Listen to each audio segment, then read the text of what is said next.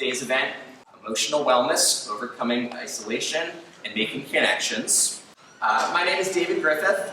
I'm the Director of Programs and Outreach for the LGBT Elder Initiative, and we are going to start off with Han Meadway.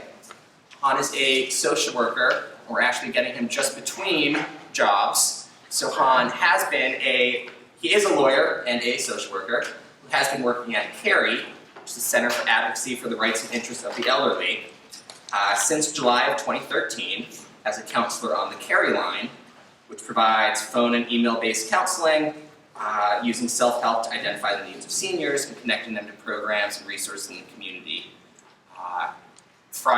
Yesterday, was his last day in that position. He's just taken a new position as the Manager of Human Services at the Jewish Federation of Greater Philadelphia's Center for Social Responsibility. He's a graduate of Smith College and has his JD from Drexel University School of Law, as well as a Master of Social Service from Bryn Mawr. Born and bred in Center City, he now lives in South Philadelphia, where he can be found working on his house, crafting, and training for his first marathon in November. So, please welcome Han Meadway.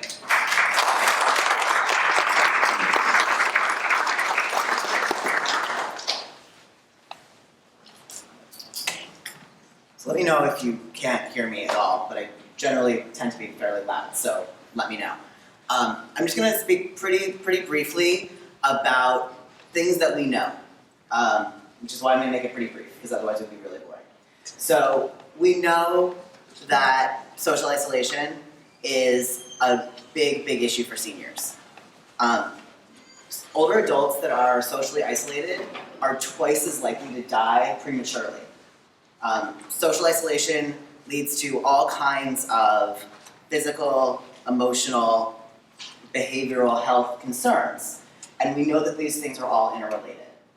We also know that LGBT older adults are 4 times as likely to be suffering from social isolation as non-LGBT identified counterparts. So, right, but that's kind of stuff intellectually, kind of back of our head. We kind of know that if somebody who's older is not interacting with other people or isn't seeing connections, that they're not likely to do it as well. We kind of have that in our head. We also kind of know, generally, when we talk about LGBT older adults, that often we see LGBT older adults are less connected with biological family, right? May have smaller biological family networks than non-LGBT identified counterparts. And we also know that a lot of folks in the LGBT community, we have families of choice, right? We have our chosen families. And often when we're aging, our families of choice are aging with us, which means that our social networks are also aging, right? So those are kind of the things that we know kind of intellectually, but maybe don't always think about how it is then going to affect what the health outcomes can be, and also how that we can address that, right? So the good news, right? So I can start on all of the really terrible things, and then I get to bring it up. So the good news is that there's lots of ways that we can reach out and make connections that are age-appropriate, friendly, available, right? So the big reasons that people tend to become socially isolated are lack of family and social networks, also lack of transportation, lack of ability to get to and from other places, right? To be able to get to places where there are other people. So projects like age-friendly city planning developments are so crucial in terms of making sure that the city that we live in or the regions that we live in are places where we can age in place, right? Where we can age and be in multi-generational connected communities. So transportation options, really important, making sure that those are always available. We're really lucky in Philadelphia of having a really extensive public transportation network that is designed to be able to be affordable for folks that are older. If you're over 65, SEPTA is free, 24 hours a day. The shared ride program is available, also 24 hours a day, that provides door-to-door transportation for anyone 65 and over in the city. So there are resources that are available to make sure that you can get to and from some of these things, right?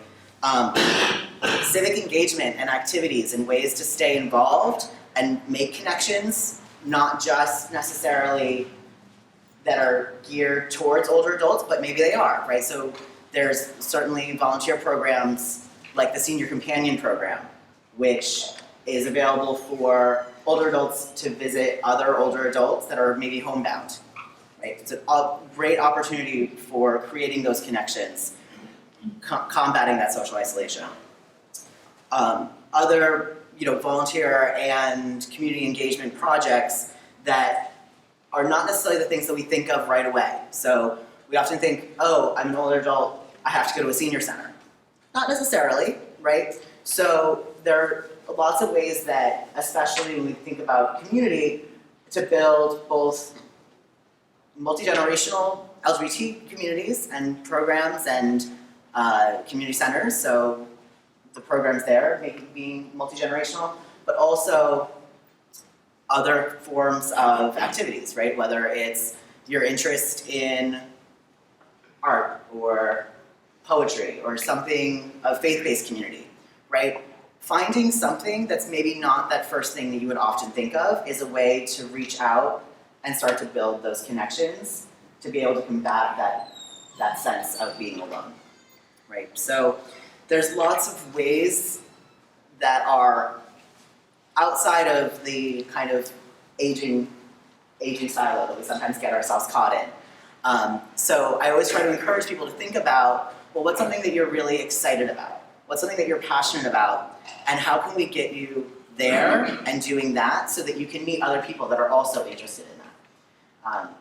So I think there's ways that we sometimes, whether we're talking about aging and the effects of aging, or sometimes we can get stuck and maybe we don't think about ways that we can take advantage of the whole community, whether it's faith-based communities, whether it's LGBT communities, taking advantage of resources that are available. So David mentioned that I was at Carey. I'm going to do a quick plug for Carey, which is that we have a program called the Carey Line. We are available 9 to 5, or Vegas, 9 to 5 Monday through Friday to talk to anyone who is either an older adult or is concerned about an older adult, a caregiver, a friend, a neighbor, right? To be able to talk through what resources might be available, what options that person has to get connected to any kind of program that they would be interested in. Because as soon as you've made that connection, as soon as you have that place where you can either go or someone that you can talk to or somebody like a senior companion that's able to come to your house if you can't get out, right? So if you're homebound, that there are ways to bring connection to you as well, right? And that's really important. I'm also going to do a quick kind of aside, which is that we often talk about social isolation, and it becomes very much about interactions between people, and I think that's real. But I also want to say that a lot of folks combat isolation, especially older adults, with pets. And pets are really important. So there are resources available for older adults in Philadelphia to help pay for pet food, to pay for veterinary appointments. You can always call Carey and find out about those resources, but that's a real invested way that people are able to combat social isolation and some of the negative health effects. So I'm sure there's going to be a lot of questions, and I know everybody else has really interesting things to let you know about. But thank you all so much for being here today.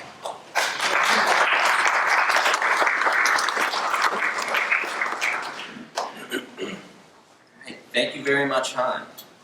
So we are next going to turn to Lee Carson.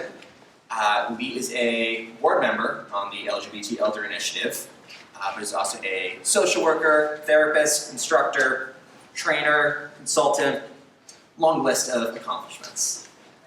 He has his master's degree in social work, which he obtained in 2004, and then got his state license in 2006.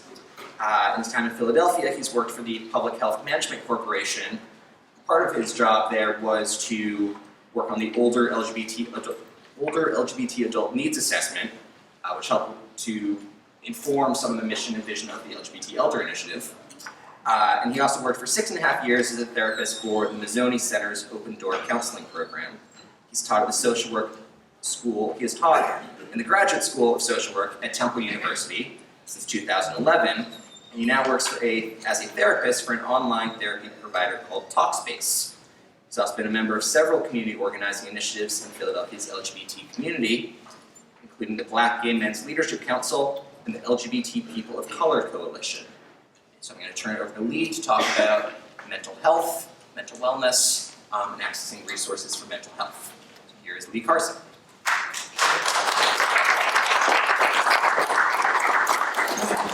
Good afternoon. How's everyone doing? Good. All right. Good. Talking about isolation, depression, emotional wellness. As a therapist, and as David mentioned, I worked for Mazzoni Center for a bit, where Rand also works, I guess.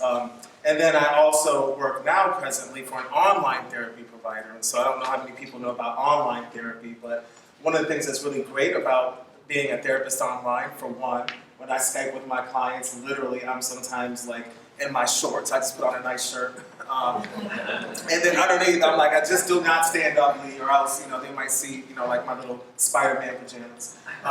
Kidding, I don't wear Spider-Man pajamas. But all kidding aside, that it really does make therapy more accessible.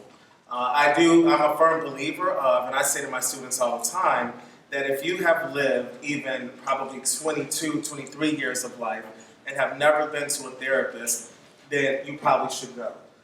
Because all kinds of things happen in our lives, and as we age, we accumulate more losses, more things happen, we have more life events. And some of those life events are wonderful, and so some of us live a life where we don't necessarily have a lot of challenges. And then some of us have lives where we do face a lot of challenges. And so the part that's really helpful or really wonderful about accessing therapy online is, particularly if you have mobility issues or maybe you have a really difficult schedule, that you can access your therapist at any time. Like literally there's an app on the phone, or if you have computer access, that you can access that room and talk to your therapist post 24 hours a day, 7 days a week, if you would like. And then your therapist will respond to you at least twice a day or so. But I think that emotional wellness is important. And it's not just about feeling like there's something wrong. Sometimes it's really helpful just to have an objective person to talk to. Your friends are great and all, I'll speak for myself, but sometimes, I feel like I need somewhat like an objective voice to help me think about things from a different perspective. So it's not always about feeling that there's some major emotional distress happening in your life. That emotional wellness is really just about making sure that you're as balanced as possible, that you feel that you have the emotional resources that you need to live life, to feel like you're in a fairly good space. Of course, any of us is going to have ups and downs. The problem is when the downs are for extended periods or they become debilitating, right? And so whether or not social isolation comes first and that creates depression, or whether you're depressed first and you don't feel like hanging out with other people and that creates the isolation, either way, both of those issues can present as a challenge. So I do think that emotional wellness is something that we should think about. And also, most of us, or many of us, if we have an ache or a pain, we're quick to go to the doctor to figure out what it is. But we often don't, as humans, and I'm just speaking broad-based here, maybe some of you are really well with accessing emotional support, but most people don't look at their emotional health the same way. That if I'm feeling down for a 2-week period of time, or something really negative happened to me, and I'm really in a bad place about that, or having difficulty with that, do I really go and access the support that I need to deal with that? The same that I would if I had, for example, an achy knee or something like that for 2 weeks. I probably would go to the doctor. So those are things I really encourage people to think about, to not treat your emotional wellness any differently, because the mind and the body really are connected. And so we really do have to make sure that we take care of both of those things equally. At least that's my belief as a therapist, and that's really where I would like to see people at. So depression, when we think about depression, like, well, and you can just emote out or whatever, but depression, what does that look like? So what are the signs and symptoms of depression that you're aware of? And you can just speak out. Fatigue. So fatigue, lack of interest. Anyone else? Appetite. Right, appetite. Absolutely. Don't make my bed in the morning.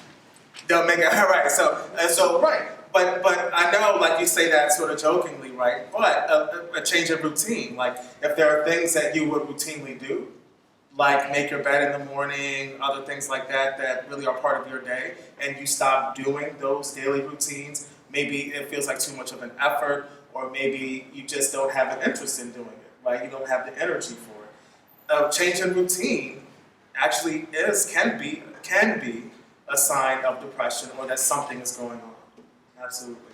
Impatience. Impatience. Yes, absolutely. Impatience. Irritability.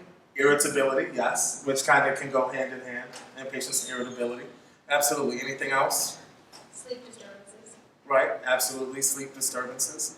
So all of these things really sort of make up, that have been mentioned, really make up a big part of what some of the signs and symptoms of depression.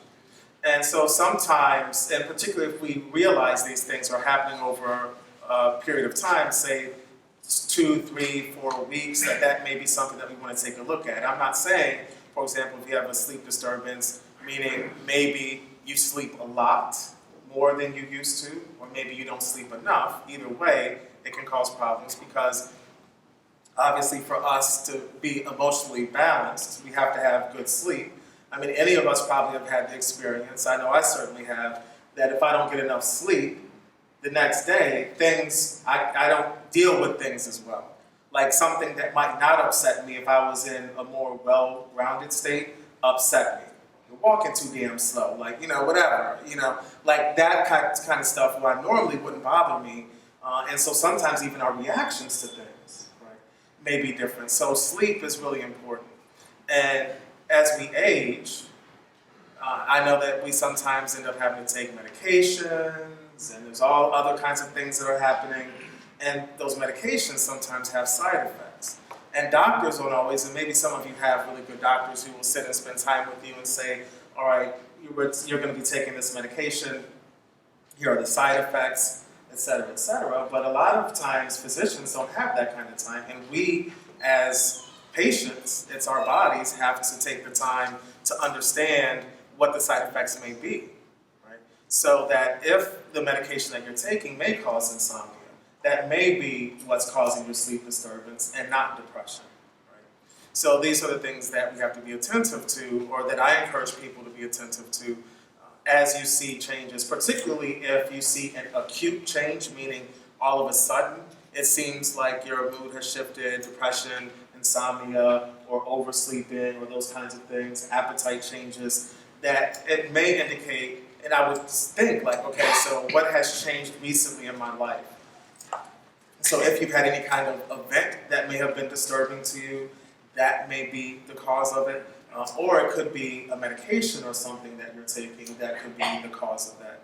So to really be attentive to those kinds of things, so that you're not thinking like, oh my God, like it's my depression, that that it really just may be more about a medication or something that you've taken that's causing that.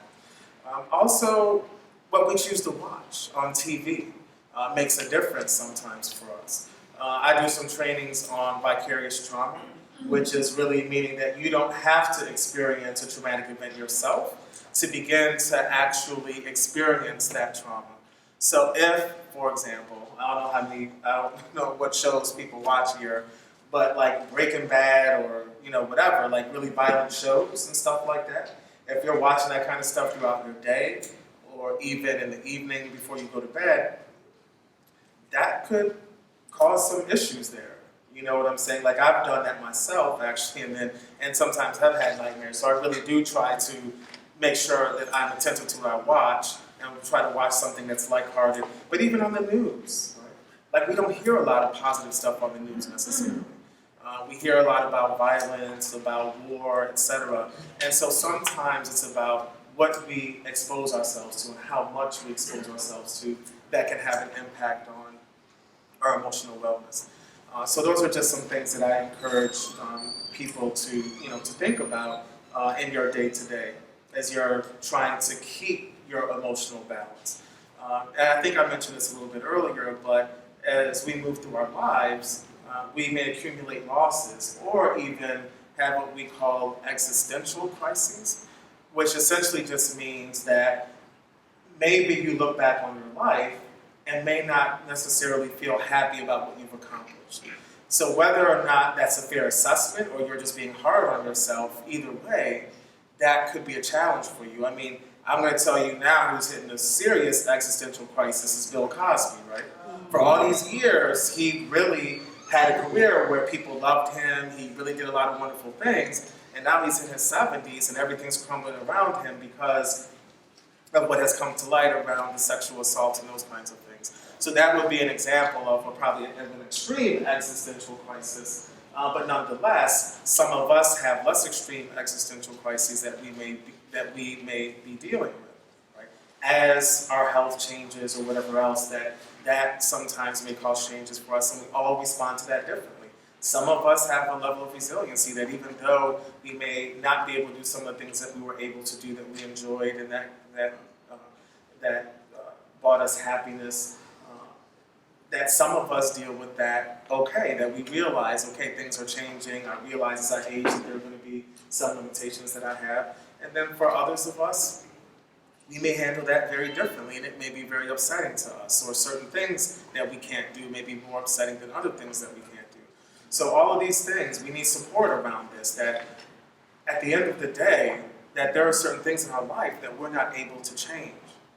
But the one thing that we have control over is how we respond to that, right? And that's where I think therapy and those kinds of things come in that are helpful. And even small things like some research suggests things like increasing your intake of vitamin B, which obviously helps with like energy and stuff too, and using ingesting like omega-3 acids and things like that, fatty acids or whatever, like those kinds of things, like supplements that may help. St. John's Wort is another one that was big several years ago as a sort of more of a natural kind of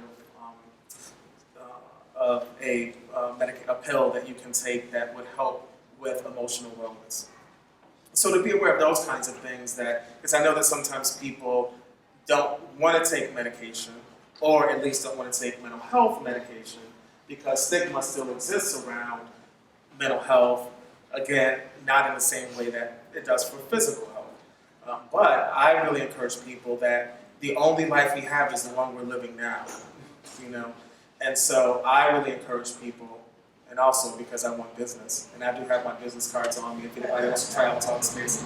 But all kidding aside, that it is really important that we are attentive to our emotional wellness and pay attention to these things as we age, and think about what are the things that we need to do for ourselves that are going to help us get to a better place. That if I realize that the social isolation is present, what is that about? Is it just that I don't feel that there are social connections that I can make? You all are here, so by nature of you being here, there is a possibility for you to increase your social connections. And because the Elder Initiatives, LGBT Elder Initiative, has so many events throughout the year, it does provide a lot of chances for you to break through some of that social isolation if you experience it and try to meet people.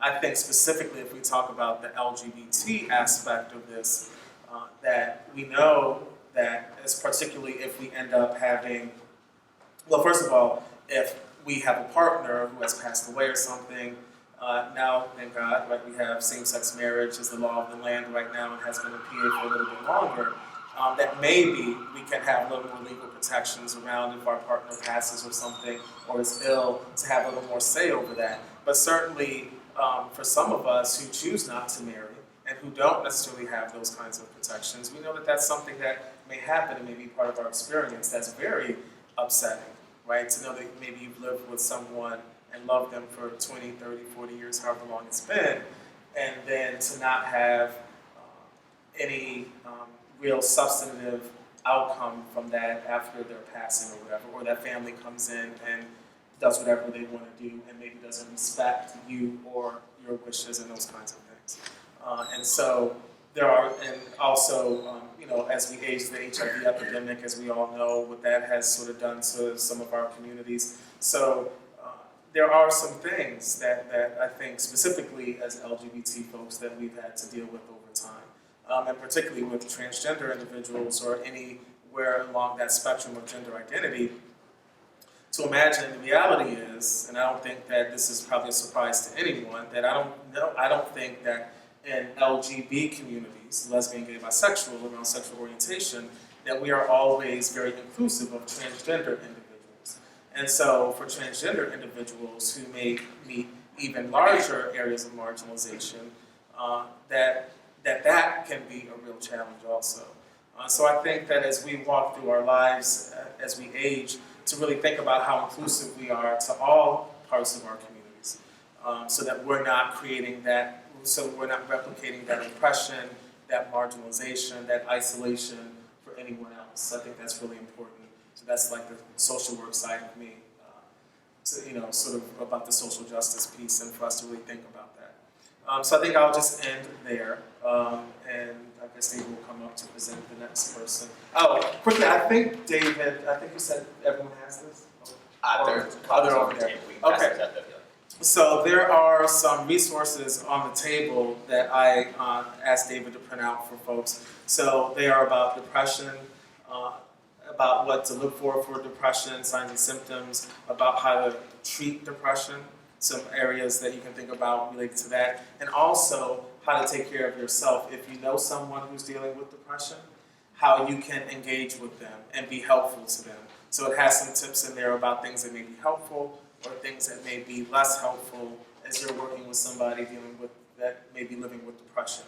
And then there's also this help guide here that just has some things that you can, it's sort of like a log, if you will, that if you feel that you're dealing with depression or isolation, that these are just some suggestions that you might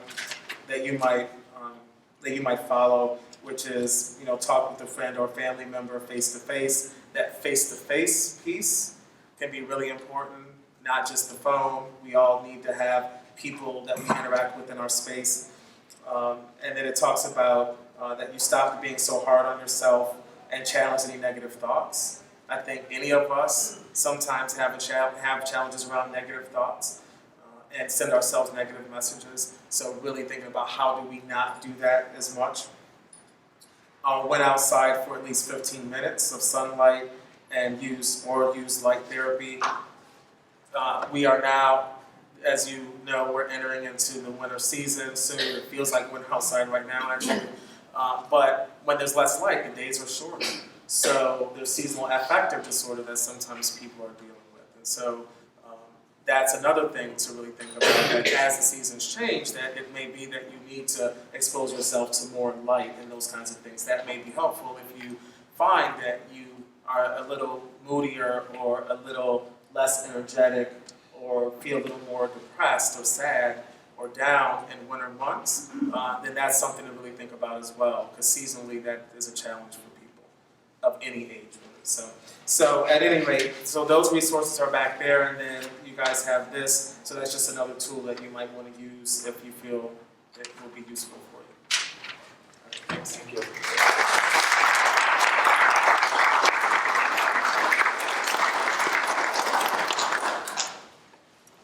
And thank you very much, Lee. So we're next going to bring up Rand Faulkner. Rand is a licensed social worker who achieves his Master's of Social Work from the University of Pennsylvania's School of Social Policy and Practice.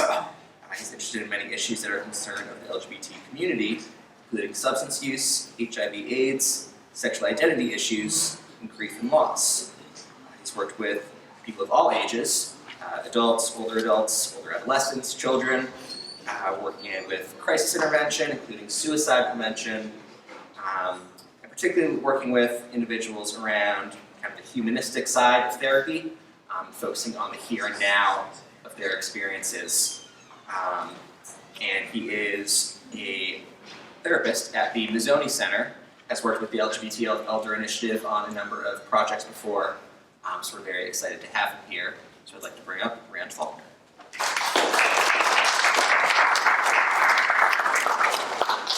Thank you, David. Thanks for coming out on this cold day. This probably wasn't what we expected it would be last week when it was a little warmer. I'm going to try to speak slow and clear so I don't get ahead of myself. I spilled toothpaste on my favorite shirt, so I hope that doesn't impact my ability to help you guys today.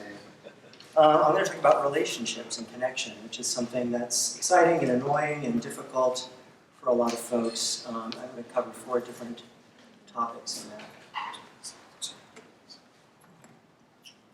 Is that better? Can you hear me? All right, so I'm going to talk first about maintaining intimacy in existing relationships. And that can be romantic relationships, familial relationships, friends, and it's something that is challenging. Relationships are work, no doubt about it, whether it's with a family member or a partner, it's not always easy. So I would encourage folks to accept the fact that it's going to be a lot of work and not think it's going to be easy. I think maintaining relationships with folks that we have a commonality with are a good place to start. It can kind of help with the bond, certainly. And if it's a partner or a friend, I think it's a good place to build the connection on. And intimacy is sexual intimacy, but also emotional intimacy. So I want to make that distinction. And I think open communication in any kind of relationship is really important. When I think about folks who've been together a long time, I think something that makes the relationship successful is the fact that you can have a fair line of communication. So I would really encourage folks to do that. And I'm thinking about a couple of friends I have who've been together about 35 years. And something that I think that makes their relationship successful is that they can come together but also move apart to do whatever they want to do individually and come back together. So that's an important piece of a relationship that includes intimacy.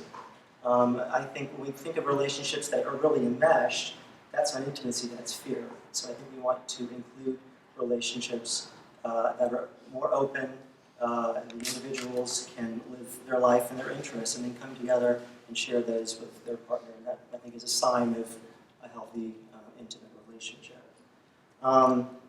And I think making time for each other, whether it's, again, a partner or a friend, on a regular basis, phone calls or Skype or face-to-face, tea time, whatever it is for folks, I think is an important way to maintain the connection as well. But again, it's going to be difficult sometimes. It's work.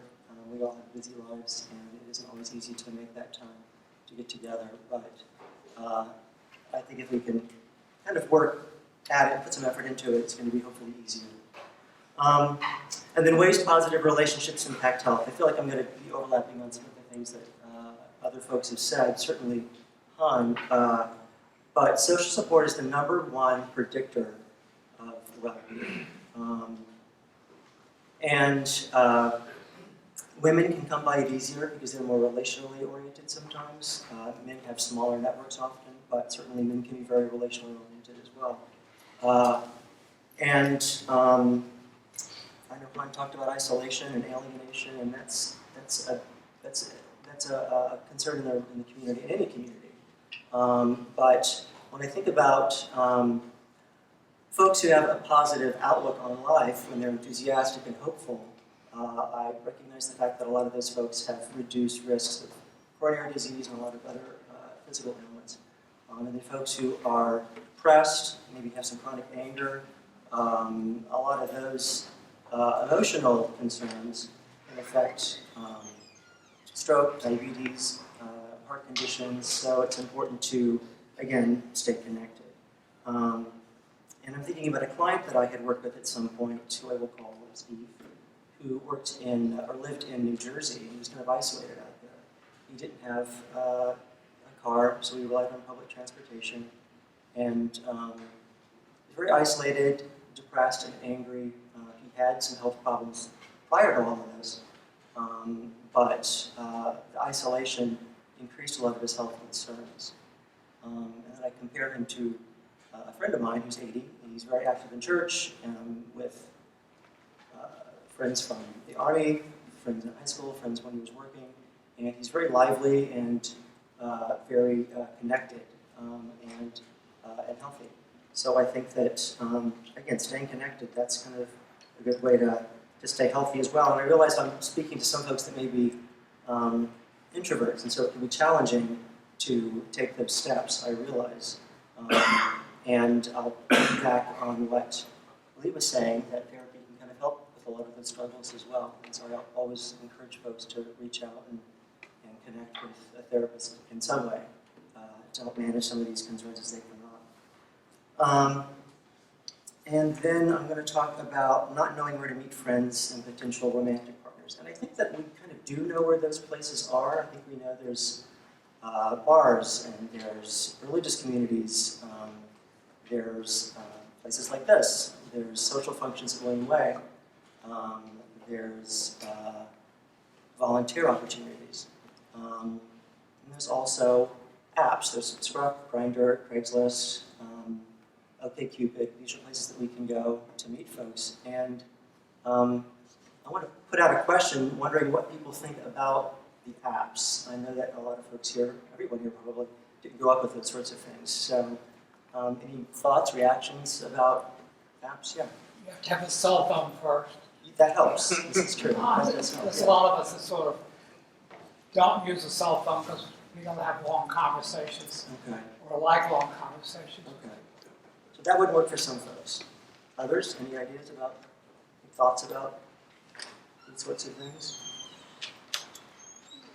It's unfiltered, Unfiltered? absolutely unfiltered. So if you put an app on your phone to meet somebody, you don't know who you're meeting. You don't know who you're meeting. You don't know who you're meeting. So Okay. there's all kinds of safety issues. Okay. And I think sometimes with regard to intimacy, sometimes we might not think about those issues because our need for intimacy overpowers Right. our need for security and for safety. Right. So I would just caution people when it comes to apps, just know that you don't know what you're getting. Right. Yeah, I always recommend that folks, if they meet somebody on one of these apps, to meet them in a public place, to tell a friend, I'm meeting so-and-so, and this is the person's phone number or whatever it is. Because that is certainly a concern in the community. But I would also encourage folks to maybe consider using other ways of connecting that they wouldn't perhaps historically think would be helpful for them. I think it's easy to refuse to go to certain places or to say, no, I don't want to try new things when they could pay off, they could help. I also want to talk about shoulds. I feel like I always tell people and myself to not should on myself. I think shoulds. What's the word? Should.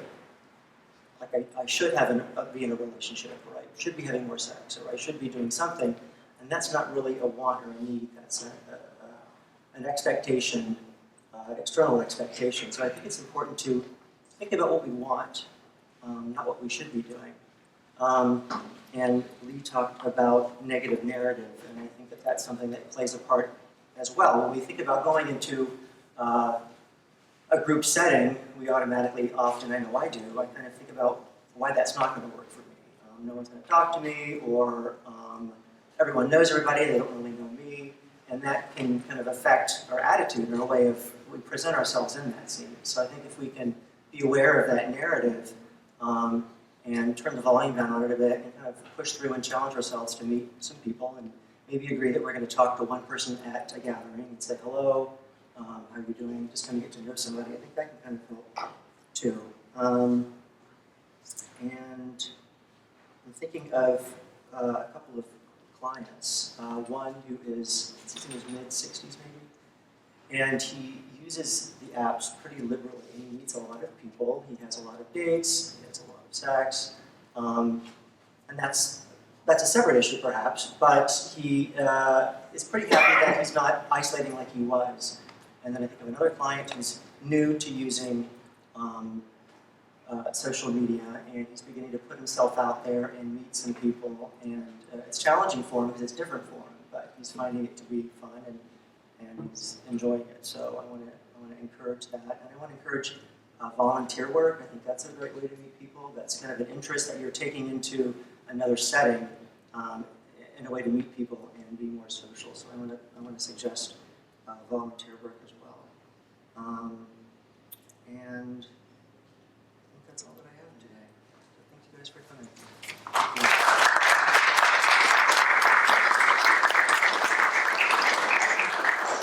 All right.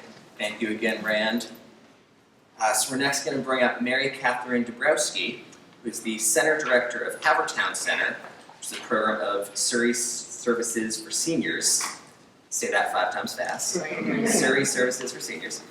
She has 20 plus years of experience in aging and volunteer services in Philadelphia and Delaware County. Mary Catherine is a founding board member of the Creative Arts and Aging Network. She's presented workshops on social media and creative programming at the Philadelphia Corporation for Aging and other area agencies on aging throughout Pennsylvania. You can find her information and blog at lifeandconversation.com. There's also some information about over on the resource table. So please welcome Mary Catherine.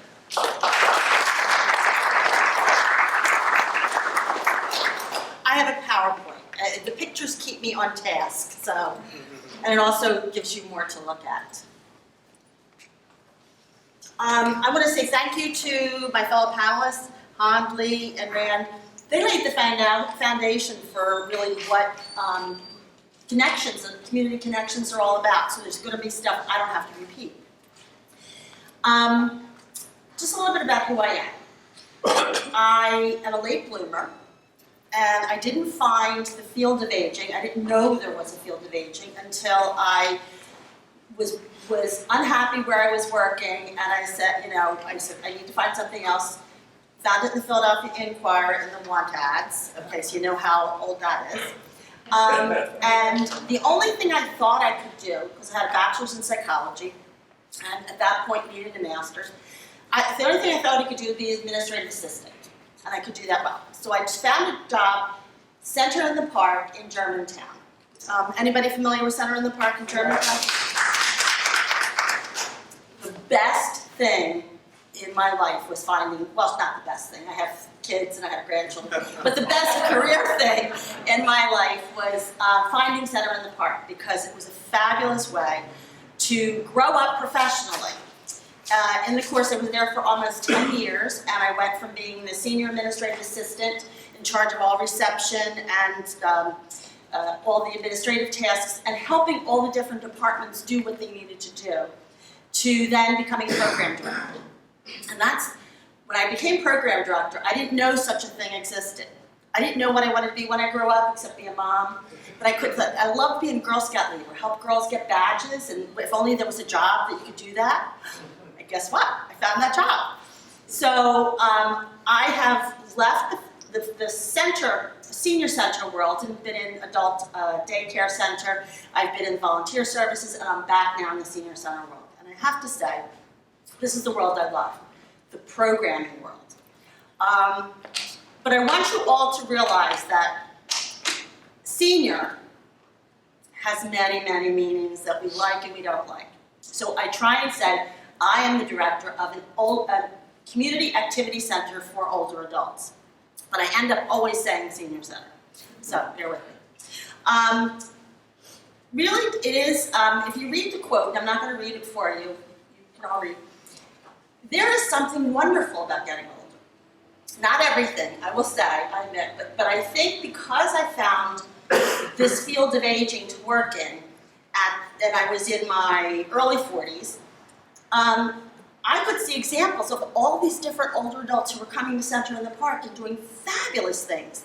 They were sculpting, they were painting, they were dancing, they were just, and the age different, it didn't matter what age, it was all different ages coming together, it was about interest. So I am aging very positively in that I can see my future is bright. My sister does not work in the field of aging. The idea of turning 60 to her is very She is not looking forward to this at all.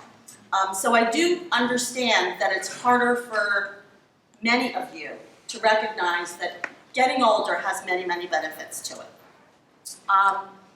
One of the blogs that I read off and on, not consistently, but is Changing Aging, Dr. Bill Thomas. And I suggest you do jot that down, Changing Aging, I think it's .org. Bill Thomas, some of his stuff gets very academic, and I have to say I skimmed through it. But he makes a lot of good points. And he just was going around, he's going around the country right now, doing this Age of Disruption tour, which was a little wacky, I have to say, kind of was a little hippie-ish, and there was like singing, and there was guitar playing, and there was PowerPoint and chanting, and all kinds of stuff. But basically what his point is, we have to disrupt what our feeling is about getting older. That is this nice, neat little package. People retire when they're 65, they step out of the everyday life, they go into this retirement world, this old person world, and then you can become frail more easily, you become gray more easily, and you become useless. That has not been true really for years, but it's certainly not true now. And I think that we really need to break up these notions of what getting old means. So if you read, check him out. Let's see if I can do this. Okay. And again, I'm not going to read these quotes, but interestingly enough, we know it's not true, but we tend to fall back with the feeling that if I like something, then people in my age group like it, my friends like it. If I don't like it, they don't like it. We see the world from our viewpoint, and I would invite you to, I can only speak about the field of aging with expertise. So I'm going to invite you to think in terms of being an older adult right now, and a little bit less about being an LGBT older adult. We're going to just talk about the general. I understand there's challenges that are different for this group, this community, but you also have challenges that are the same challenges as every single older adult in America. So think in terms of that. And I love this, that there are differences in work. How many here are 60 plus? Raise your hand. Okay. Keep your hand up, or raise your hand again, if you identify with being called a senior. And there are a few, and that's fine, okay? But if you notice, we all didn't raise our hand. It is a matter of semantics in one respect, but it is not a matter of semantics for many of us. Back in 1965, the Older Americans Act, most people retired at the age of 65. You're getting, your Medicare, you're getting your pension. You can either go to Phoenix and live and play golf in the sun, or you, can just sit on your porch, or whatever it is you want to do. But you had all these options to do with your free time. But you were not as engaged in the activity of life in the same way that you were before. Today, it's very different. That GI generation is aging, and we're losing them. They're dying. I mean, that's the reality of it. People, if you're reaching their 80s, late 70s and 80s and 90s, that's one whole block. That's who senior citizen term was created for. Then you come along and you have that kind of bridge between generations that are about in their 70s, late 70s. Some identify with the GI generation, and some identify with the boomers. Getting along with the boomers, our background in growing up is very different than what GI generation was. We don't have that loyalty in the same way for World War II. We have Vietnam. You don't have that, everybody listens to the same music. We have, with the Woodstock generation. And I was one of those girls that was so far from the Woodstock generation, but graduated high school in 1969 and the world was changing, So that's our identification. So when my mother says, well, what, you're a senior, you're 64. I said, no, I'm not a senior. I don't know what I am. I'm a boomer, we don't know what to call each other. So the boomer's been used a lot, third age has been used a lot, but there is this lack of identification with the traditional connotation of senior. And I have to tell you, now we got past the name thing, it is less about what your actual age is than it is what your interests are. So now we know one size does not fit all. Never really did, but it was easier, I think, years and years ago to make a senior center program sort of, fit the large majority of the population. We are in trouble right now, senior center world, because we haven't paid attention all along to these changes. And now, a lot of the senior centers are not prepared for different populations, different interests coming in and wanting to partake. And not all of us are making that welcoming. So we need to do our part too. But recognize that just like if you go to a support group, anybody tells you if you get to a support group and you don't fit, go to another one. Because it's made up by the people that are there. Same thing for a senior center, or for a class, or a library, or anything. If you try something out and it doesn't fit, doesn't mean nothing's going to fit you. Doesn't mean that topic's not going to fit you. It means that topic at that site is not going to fit you. So these are the trends that are important, that we have seen in the field of aging that are a little bit different than we've ever had to look at for the GI generation. Family and friends are really important, but now we have people coming in whose my parents are still living, okay, they're mid-80s, and I have children, I have grandchildren. And a lot of times that presents choices. There's caregiving of all sorts in there too. It doesn't even have to be family. Oftentimes you're caregiving for a close relative or a close friend or a neighbor's child, but somehow it affects us all. Rand was talking about romance and sexuality. I don't know that the GI generation talked as much about that as we talk about it now. So that's a new thing, and is the openness of it. Several people will come in, I shouldn't say a lot, but several people will come into the center, and they're really looking for a companion. They're looking for a woman or a man to spend some time with. I don't ask them about beyond the spending time with, but it's clear that it's not just about friendships on the friendship level, they're also looking for romantic companionship. Giving back, volunteering has changed. And I saw that when I was at Chestnut Hill Hospital and volunteers. We had the ladies auxiliary, they would have the pink smocks and they would come in, the woman would come in every Thursday and she'd deliver water to patients on floor 3. And that's a needed task. I am not in any way diminishing the need that helps the nurses out. But that's not what a lot of people wanted to do when they were coming in. I found that the younger, older people, the boomers, wanted something meaningful. I could spin how the water was meaningful and how it was freeing up the nurses to do all the other things that they were doing. But what I saw would happen is people would come first to volunteer saying to me, I need a reason to get out of bed in the morning. I just retired and I don't have anything to do. So I could convince them, delivering water on floor 3 was very, very important. They got into it. 3 months later, they said, I really appreciate this opportunity, but I found another volunteer opportunity. And I realized, and that happened a lot, as opposed to the auxiliary ladies who did it for years and years and years. Taking that first step to do that volunteer opportunity was that first step out of like a safe place. And I know that sounds like it's not a big deal to go volunteer at a hospital, but if you kind of have this attitude, well, everybody else knows what they're doing except for me, or everybody else is confident except for me, or everybody else has friends except for me. It can be a big deal that you go and say, look, I want to do something so that I have a reason to get up in the morning. It was a starting place for that person then to go into another group, whether it was a church group or it was a group at a school or something where they met more people and they found other things to do with their time. Sometimes other opportunities to volunteer that did have more meaningful impact to them. And sometimes it was just their way to get out.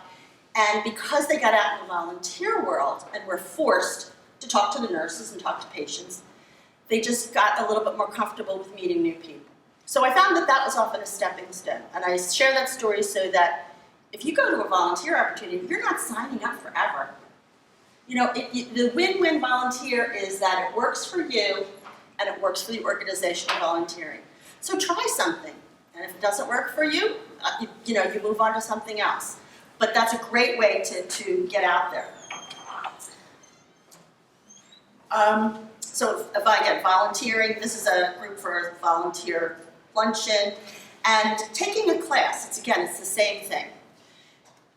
If you're having trouble, if you're an introvert, you're having trouble actually extending yourself, I would say you want to take a class where there's interaction.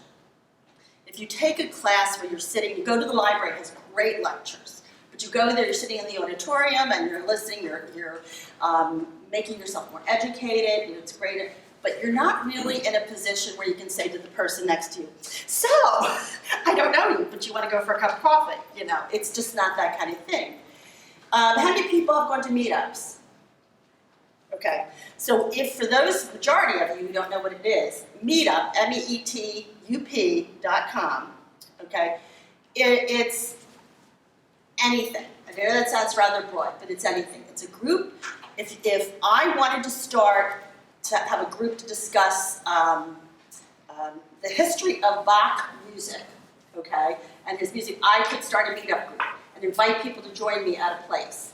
They have meetup groups for WordPress, which is a blogging forum. They have meetup groups for creative thinking. They have meetup groups for entrepreneurship. They have meetup groups for stamp collecting. Meetup groups for anything. And what it is, it's just a bunch of strangers with a common interest. And again, this is less about, you don't have to go to an older adult meetup group. You're going because you're interested in a topic. How I learned about social media was through meetups. I ended up going to one, Net Tuesday, which is a great group. The development director wanted to go to it because they had some information about some kind of demographic software, and that's not my strong suit, but I went and I took notes. And everybody was really friendly, but they had a very unique way, Net Tuesday. When you went in, you didn't get a name tag like this. You got a half a sheet of paper, one a lanyard, and it had different questions and checks. My favorite author is, or my favorite movie is.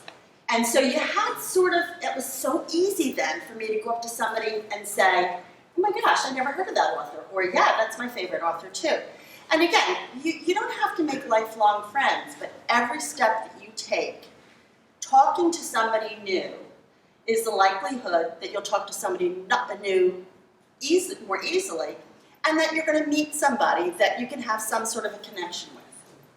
It does not have to be deep and binding. It does not have to be somebody that you talk on the phone with all the time. But the more people that you interact with, the more you get outside of your head. And you know what I mean when I say outside of your head. In your head you're talking about things, and I'm the only one that feels this way, and what's wrong with me. And how refreshing to meet somebody and they say, oh my gosh, I've been so worried about blah, blah, blah. And I'm like, you are too? I'm not all by myself. There is another person out there who has these fears that I have. And so that I'm more normal. And I'm not going to repeat these because the guys did a great job of laying a foundation for them. Caregiving. Caregiving is, you really are put at extra risk of isolation because you have so much time that you have to give to somebody else, or that you choose to give to somebody else. I don't mean have to, it's a choice. But, or sometimes it isn't. But it's easy not to fit something in, and I think Lee talked about that, like for relationships. You have to make time. You have to make time for yourself. If you don't make time for yourself to follow a passion, to follow an interest, to meet new people, to talk about things, nobody's going to do it for you. And you're going to find yourself growing older, and then it's harder. And it's a center, like I talk about senior centers, and I have on the table over there. This is our calendar. Okay, this is a month's. This is what goes on every month. We have a couple special things, but we have exercise at the center at 10 o'clock every day. $3. You don't have to sign up for a series. You can take art, open studio. You bring your own supplies, and it costs you $1 for the morning, and if you stay in the afternoon, it costs you another $1. Okay? I don't know how much you know about senior centers, but they come out of the 1965 Older Americans Act. And not all senior centers are funded, but Philadelphia Corporation for Aging here in Philadelphia is the area agency on aging. And in Delaware County, it's Delaware County Office of Services for the Aging, COSA. Federal money goes to the states send it to the counties send it to each of the AAAs in the counties. They give it to the senior centers that are funded. We don't have, it's not 100%. But because of this funding, and Center in the Park is one of them, we cannot mandate that we have a registration fee for you to join. So for you to join, all you do is fill out paperwork, okay? It's nice, there's other ways to support the centers, so we need it, but there's no mandate for that. The other mandate is that lunch is a contribution. So it's a $2 contribution. Now that's the lunch I eat every day. We have BTC Food Services caterers. I'm not sure, each center has, in Philadelphia, I think has different. But we have a group of men, and I'm so glad you said men are not joiners, because I find that all the time, as traditionally, men tend to be less joiners than women. But we have a group of men that they don't do any activity at the center other than meet for lunch. So they come and they sit at the men's table. And when I first started there, we were lucky. We have the whole first floor of an old school, so we have a lot of different rooms. So in our lunchroom is also where we do exercise and where we do line dancing. And the tables were split so that most everybody was over here and the table of the all men was over here. And I thought, that's terrible. They make the men sit across the room. So I go in at the end of the day and I pull the table over to the other side. The men come in the next day and they pull the table right back because that's what they want, you know? And again, it's about preference. You can sit anywhere you want, but this is what they wanted. They wanted this group of men to sit and talk about whatever they talk about. So again, there's no rule that you join a senior center, that you can't join another one, okay? You don't have to just join one. That you have to come and stay all day. Or you have to come 5 days a week. You pick out the one thing that you want to do and try it, okay? It's in and out. People have much more freedom. The other thing I want to talk about, we were talking about when Rand was talking about therapy, and so was Lee. In Delaware County, we don't have enough funding to have social workers at our senior centers. Okay, so for people coming through my center, and I'm going to guess it's like 50 to 75 a day on an average. They come in and out. They're not all there at one time. We have 2.5 staff. I'm full-time, my program director's full-time, and my meal supervisor's half-time. So that's a lot. We depend on volunteers to help us. But one of the benefits that we get through COSA is they fund NHS Behavioral Services. And don't ask me what NHS stands for because it changes and I don't really know. They go by NHS Behavioral Services. And what this does is they do a monthly program at every center of the 8 centers in Delaware County, but they also provide a behavioral therapist to come to the center. And if you are at the center, you have the opportunity to meet with her for an hour, one-on-one, for free. She has met with people for 3 years. I mean, like that working through whatever the issues were. She meets people, sometimes it's once and done. You know, sometimes it's just on, you know, just a short while. But if anybody is in a situation where you feel like you can't afford therapy or whatever, all you have to do is fill out the paperwork and come to my center on a Friday. You know, and my information's over there. So we are very much concerned about everybody's emotional wellness as well as like for exercise physical wellness. But again, I'm not just saying you have to go to a senior center. Some people are not that kind of group kind of thing. So what is your interest? What is it you enjoy doing? And if I use this walking, hiking as an interest, you can decide you want to do it year-round, you want to do it on a regular basis, same with bicycling. You can just do a once-a-year marathon, but that sort of becomes your thing and you get to know people doing that. But it is all age groups, it is all causes, it is, you can go with an oxygen tank, you know, there are different ways for you to do what you really want to do. with a variety of people. So again, I'm not selling you on all you have to go to a place where they cater to senior citizens and older adults. Go where your interest is, and if that particular thing doesn't fit you, you find something else. Inclusive, now we'll talk about this community here. Inclusive services. That I would love to tell you is a fact. I would love to tell you, you could go into any senior center, anywhere, and not feel awkward, be totally open and out, and that would be wonderful. But that's not true. I will tell you, senior centers and groups are as individual as individuals are. Each group, each neighborhood has its own personality. One of the things that clearly American Society on Aging, which is the national group, has been working with the National Resource Center on LGBT aging, and that's a good thing. But right now, that's way up at the national level. Okay, it needs to move down from the national level to the state level, and I'm not so sure it is in Pennsylvania.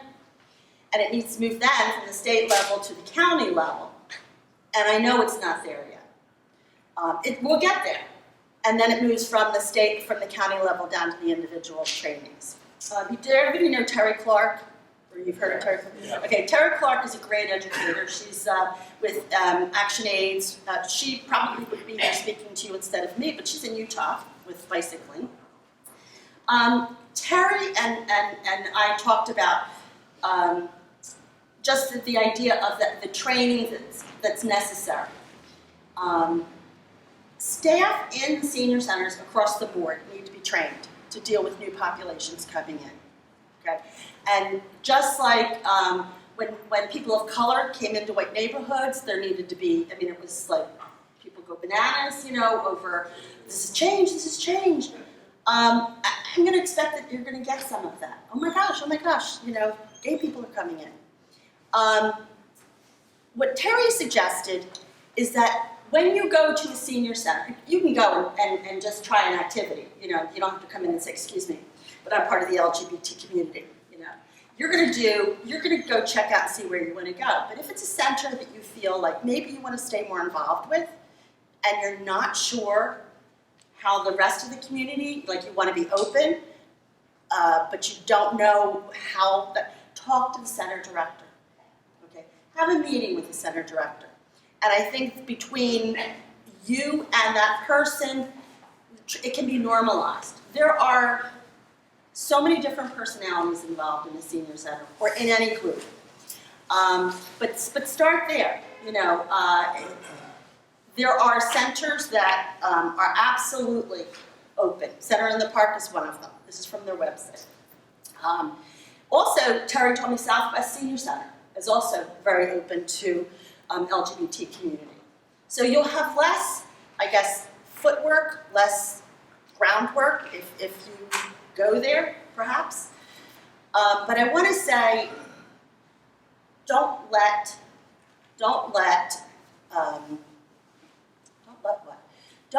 your anxiety about someone finding out that you're part of the LGBT community to stop you from socializing, going and meeting new people, going into groups that you haven't been into before, okay? Because I think you may be surprised. You're going to get people that are just going to be uncomfortable, and people that, that will talk behind your back. I would love to tell you that wouldn't happen, but it happened. But you're going to find people that are very inclusive, and they're going to feel like, oh, well, so what? Come on with us. We're going to do this. And that's where it becomes very much, it's less about age, and it's less about your community, and it's more about how you interact and what kind of friend, you want to make. So I think on that note, we're going to have a panel later, so you can ask me questions, but I think I'll end on that. I just want to thank everybody here. I mean, when I retired, it was really interesting because I felt like, well, what do I do now? I was in the classroom for 36 years, and there was a small group that was forming that was addressing elder needs. And it just made me think of when I first came out, there wasn't a whole lot for if you were coming out as a gay person. And, you know, you kind of created the space, you know, you went to different groups. If there weren't many, it was pretty much the religious thing. And now here I am as a senior, and I, you know, see this group that's, you know, addressing needs that we have, especially when it comes to, you know, aging. I don't think a lot of conversations go on about how you're feeling. And the fact that there's a forum or a space right now for people to kind of talk about that stuff is a really, you know, a feather in our cap. You know, we create the spaces. You know, I've never been one to do victim. I don't do victim well. And when it takes something to be done, you know, you kind of go out and create it. So we're kind of a grassroots going on in the works. You know, maybe in 15 years, they'll look back and we'll be like this cornerstone in which a whole, you know, group has formed around aging. So, having said that, if you have questions, you know, written down, Dave, would you want to go around and see if anyone has any questions? Yeah. I just wanted to say one thing. So just to say, Mary Catherine, I'm a board member of Center in the Park. Oh, I'm a board member of Center in the Park. And I'm also the board chair of the LGBTL Commission. So I want to just tell everybody that we do not, I don't know if you're all aware, but the state of Pennsylvania does not have a budget. And because we don't have a budget, senior centers have not been funded. Senior centers in Philadelphia get their money from PCA. Most senior centers rely probably like 70% on those funds that come from the state through PCA. In Delaware County, we have funds from the state that comes to COSA. So senior centers right now are suffering big time.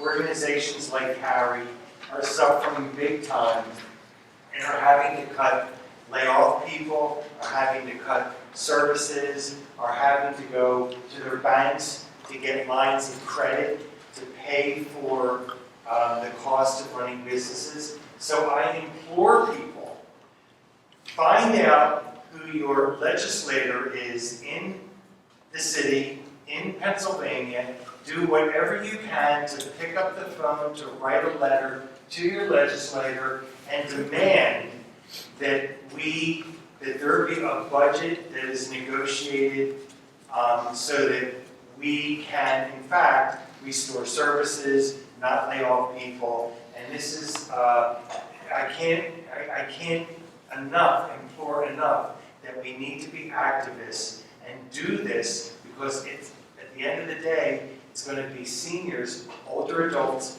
elders who are not going to be getting meals, who are not going to be having services, and it's going to be tragic. So please, act up, call your legislator, and demand that we have a budget.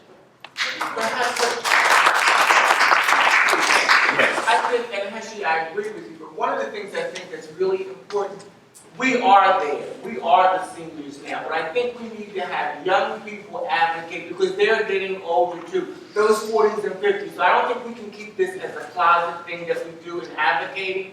So I would think that maybe we, with some connections, that PGN we start talking about so that younger people who are moving into the older age get but moved into and moved into that. It's not, for me, getting old was overwhelming. Damn, I'm at that age, I'm 65, I now can retire.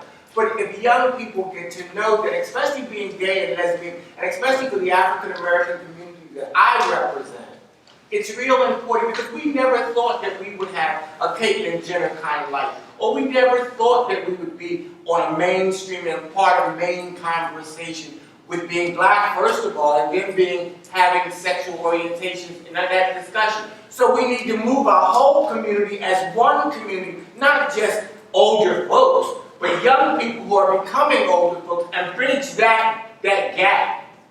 It's really important. Have any of you heard about Gen Philly? Yeah. Okay. Go online, and look up Gen Phil, Generation Philadelphia. But it is a movement through PCA, Philadelphia Corporation for Aging, to do just that. To have that younger, 30-ish, young working generation understand the importance of having an age-friendly community and an age-friendly city. And they have events, but they have meetings, and they're also big on the pets, having the, connecting older adults with pets for companionship. But Gen Phillies, though, support them. Okay, thank you. Actually, what was interesting, the other night they had a dance at William Way Center. Yes. And we haven't done that in a year. I remember St. Mary's out of Penn used to have dances, and you had people, it was interracial, it was intergenerational, everyone showed up. And for a long time, it's not been like that. Everything's kind of specialized. And then when you join the groups, they're saying they try to pull people in from different things, but I often say it was at the dances and the places that I became social first, and then I started joining. It's not a matter of you get a lot of indifferent people who don't want to become political or things like that. I think there's just a natural thing when you go to see somebody on a social level. So I think, there's an energy going around. The fact that you're speaking up now, the William Way Center had a dance, and I would like to see that again. It's been a long time since I've sat down with a group of lesbians and sat down and we talked, we met together, so that's a good thing. Yeah, actually we do. I'll dance with anybody. So anyway, if you have questions and you've written them down, just raise your hand. We'll go around and get the card, or if you have a question with your hand, yeah. You want to introduce yourself? Yes, hi, my name is Rosalind Lewis, and I love all the information that was given about Center in the Park. The one thing I liked was the pictures showing across the board that I was able to relate to. I saw Hispanic, I saw Asian, I saw somebody from the African American community, male, female, white, the whole thing. And then I look at this brochure, and I can't relate to it. I see that there are a lot of seniors, but when I'm looking at my demographics, I don't see them here. And I think that maybe that's one of the reasons this organization, can't seem to get a lot of other, it's not as diversified as I think it should be. So that may be something that, if somebody looks at this, they can see themselves. It doesn't look like that at the moment. Thank you. Thank you. Okay. Helen? Piggybacking off of what she just said, we use the term that we want everyone to feel close and together and connected, but I look around the room, and so sometimes, and it's not just this room, it's all of us. When we leave today, if we could take something that's a little bit different, well, I may smile at this gentleman coming in today. Whether he smiles back or not does not take anything from me. And I always say it costs nothing to be nice. You always get something back good in return. I think a word that we should try to start utilizing is inclusive. We can all be much more inclusive, and especially in our own community. Not cliquish, together. Excellent. Yeah, there's actually a great senior center at Broad and Lombard. A few people from Mornings Out, we took a photography group, if you know Joel and Bill and myself, we went and met all kinds of people. I started learning more about how to use a camera, and we had little shows we would present and all. So at Broad and Lombard, they meet on Mondays. That's Philadelphia Senior Center, isn't it? Yeah, good place. I'll say one thing, somebody up here, one of the panelists mentioned supplements, like St. John's Wort and That's me. I just want to point out that there's lots of reasons, there's lots of causes for depression. You should always talk to your provider first. You should always always ask about anything that you're going to put in your mouth, not anything. Next question. It always comes down to this. Well, maybe you can answer but I mean, seriously, there's lots of contraindications between pharmacologic drugs, nutraceuticals.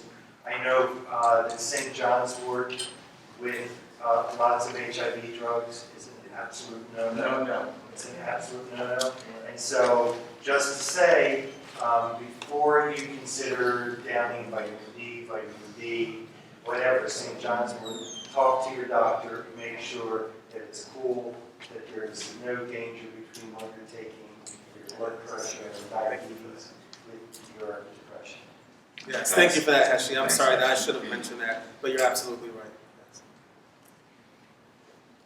And I would like to add, just to the point of, aging in terms of exercising and how that impacts your well-being, my well-being, our well-being, is exercise is very important. It even heightens, I'm not a scientist, but from my own perspective, I try to exercise daily. I cut back this week because of the storm, Hakeem. But for my own well-being, exercising helps to keep me motivated about dancing and moving around. Movement is very, very important. I am probably considered by some to be a boomer or coming into being a boomer. And I can say that, honestly, I feel great, much, much better when I'm moving every day, doing something that's physically active, stretching, strength building, dancing, jogging, running, and that just brings up my self-esteem and keeps it up there, at a great level, considering my age. And a lot of us, as gay people and lesbians, come from a culture of the 80s where it was a social place for us to meet at a club, and we danced, and it was the way we felt safe and free. And for me, that's still very significant.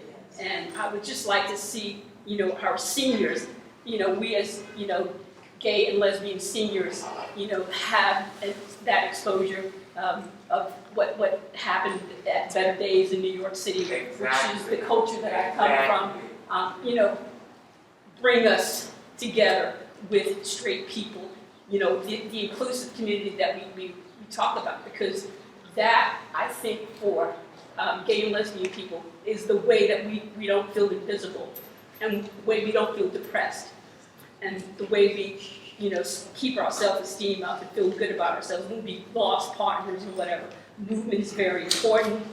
Dancing and feeling good is a good thing. So the lunchtime disco, Better Days, boomers, lunchtime disco would be a good thing for us. It could even be a substitute for, like, your adult senior citizens center that some of us will probably go to. Yeah, thank you.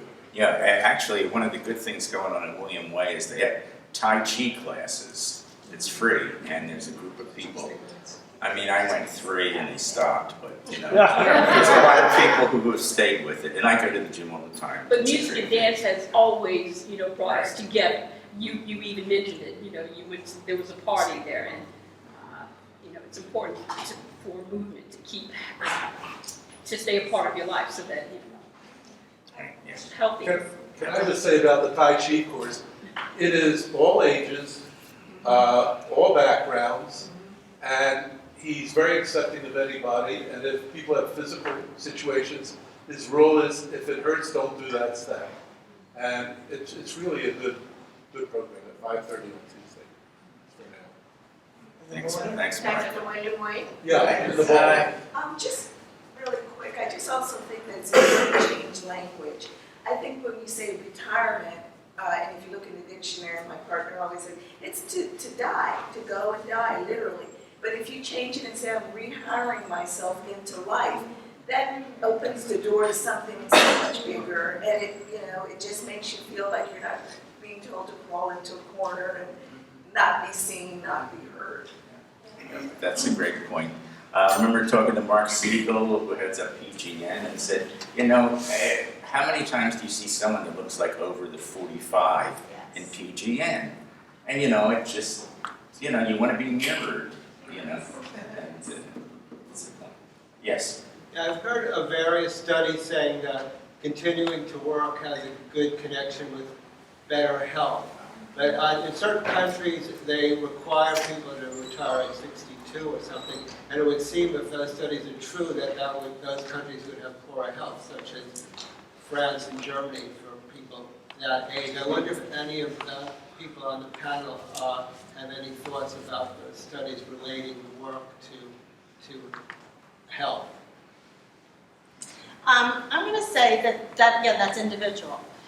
Some people have a career that they love, that they're passionate about, that really makes them feel fulfilled and good and meaningful. Sure, you continue that as long as you can. Other people have jobs that they're happy to leave, okay, in the sense of leave for retirement. But they're not ready, but they're not necessarily ready to leave working. And so there are a lot of people changing their careers, changing from a full-time job to a part-time job. But again, I think the healthy part, the wellness, whether it's physical and emotional, is being engaged. Doing something, whether you're paid, if you need to be paid, go for the paid. If you don't need to, then go for the volunteer. And sometimes you can do a little bit of both. Sometimes you volunteer to get the experience, to get the paid position in a different setting. So I think Rosalind was right, it is a rehire, it's an encore. It's not the end anymore. You can figure out what you want to do. But I do think that being engaged makes a huge difference in how well you age. So I've been unemployed just about the Army days, and the reason for that is I've been running my business as a photographer, which means I've never had a steady salary or income or anything. My whole life has been framed that, I take my retirement when I can get it all the time, so if I have a slow month at work at various times of my career as a photographer, I take it as a retirement, so to speak. I don't feel guilty about taking time off my whole life. And so I don't know how that will affect me as I get older. I think the only thing that's going to really affect me is my eyesight. Some of my physical things is how I can continue to move.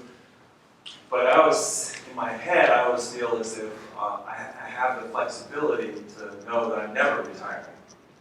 I'm always re-engaging at every level all the time.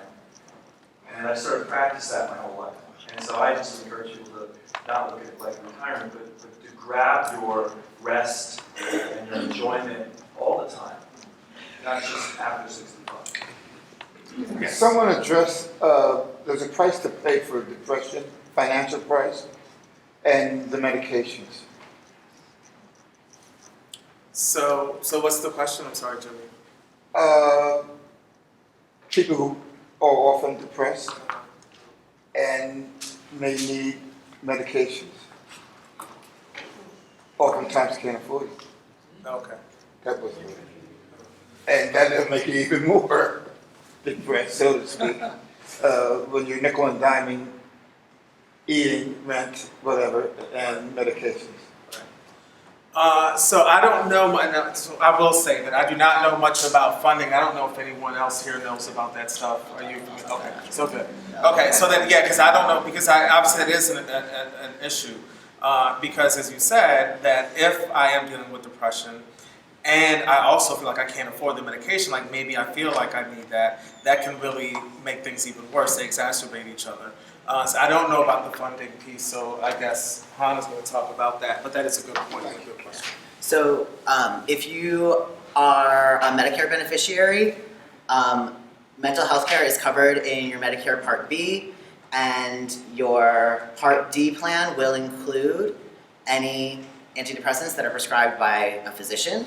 If you are having difficulty paying for any of your medications, whether it is a medication that's prescribed for a mental health condition or any other condition, there are lots and lots of savings programs that are available if you're a Medicare beneficiary.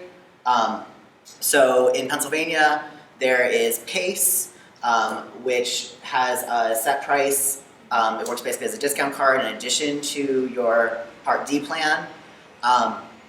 And whichever price would be cheaper, the PACE price or your prescription plan copay, you pay the lower. There's also the Extra Health Program through Social Security that will reduce your copays very significantly for any prescribed medications.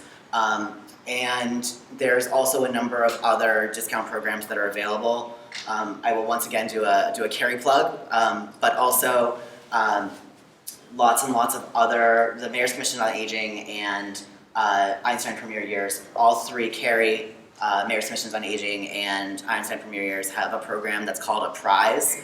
That's a state program.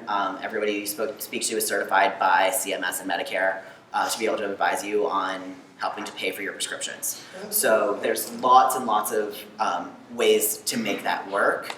And it's going to be, sometimes it's a combination of figuring out with your doctor if there's a generic version of a prescribed medication that might also be more affordable.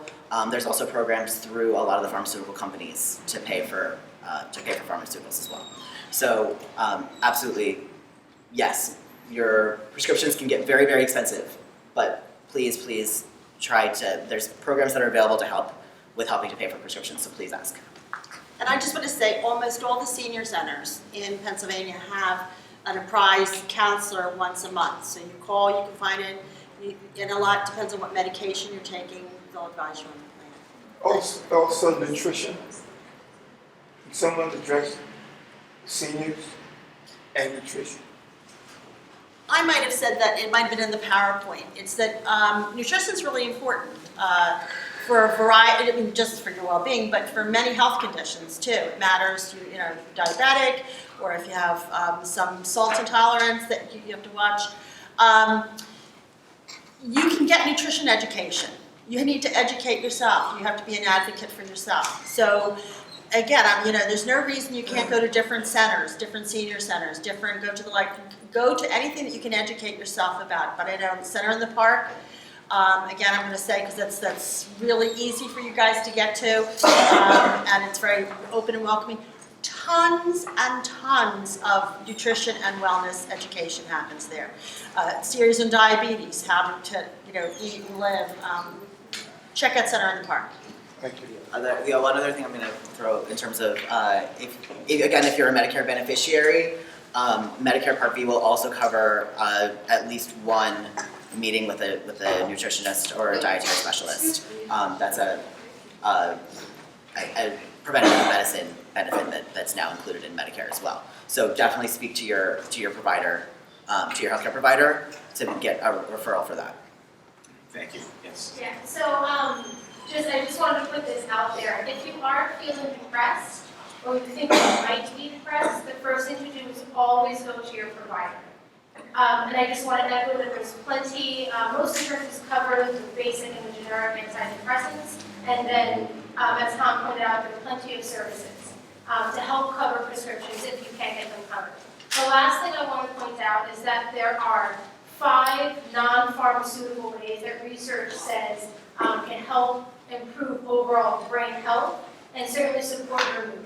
And they are physical exercise, nutrition, social stimulation, and cognitive stimulation.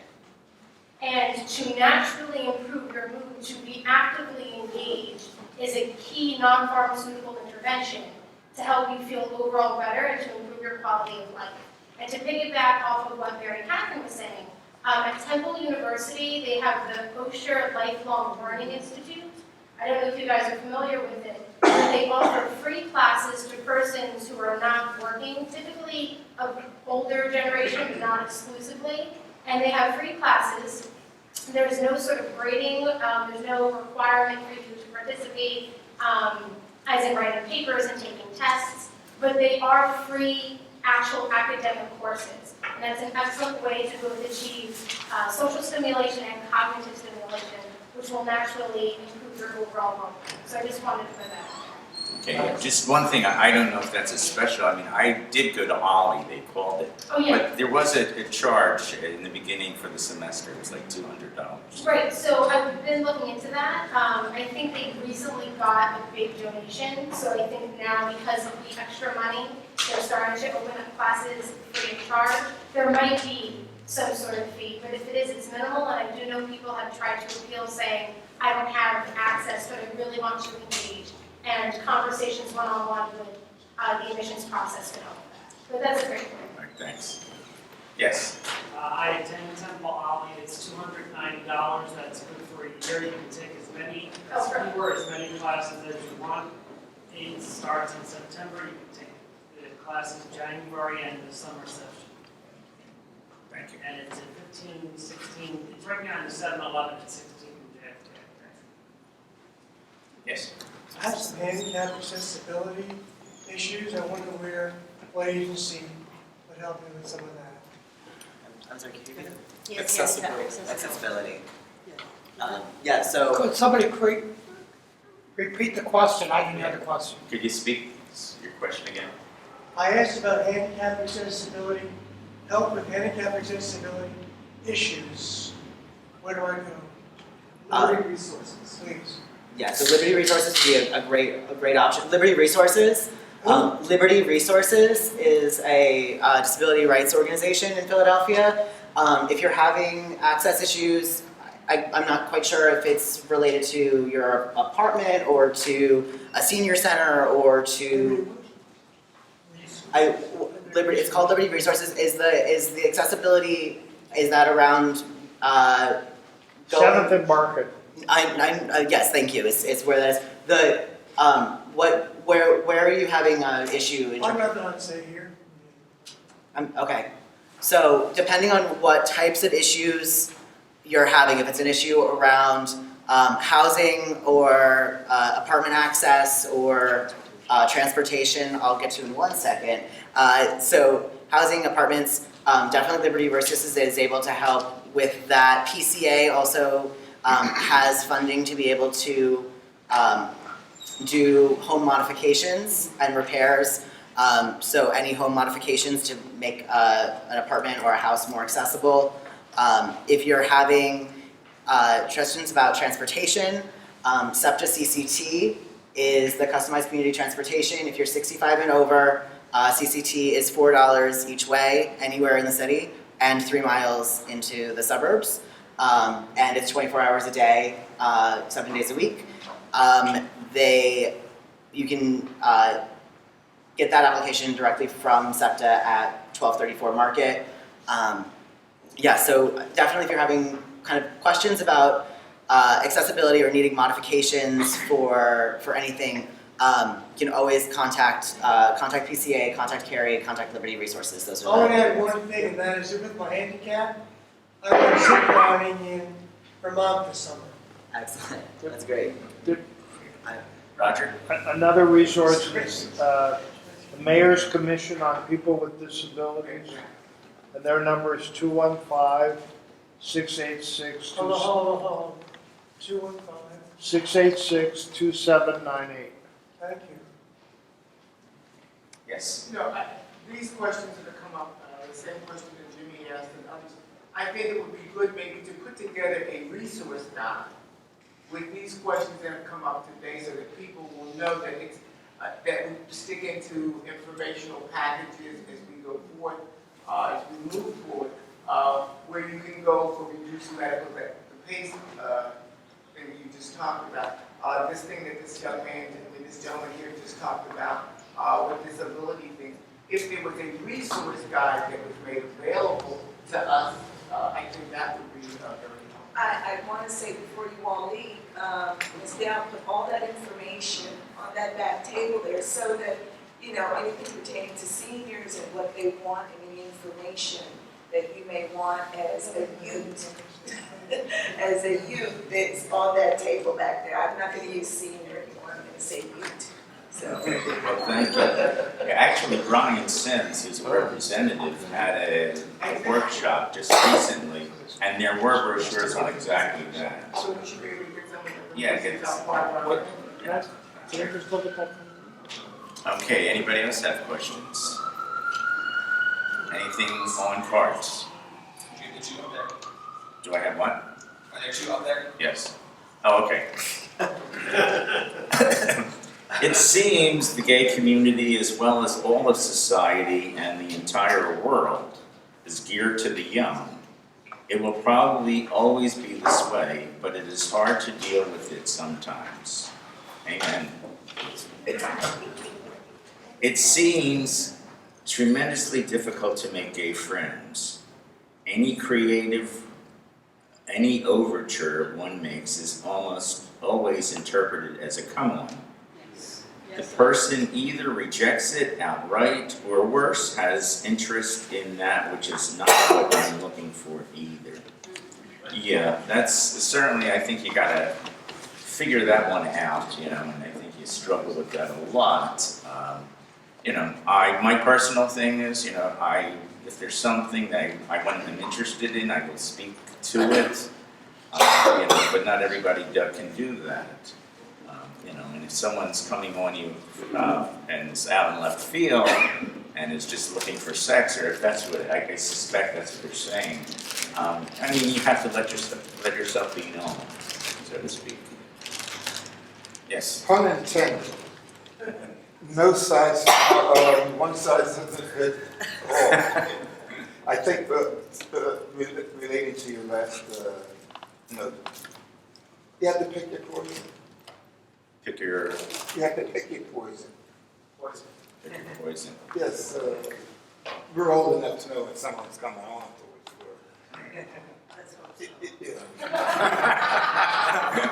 I've been around, but it's not my first rodeo. People know, but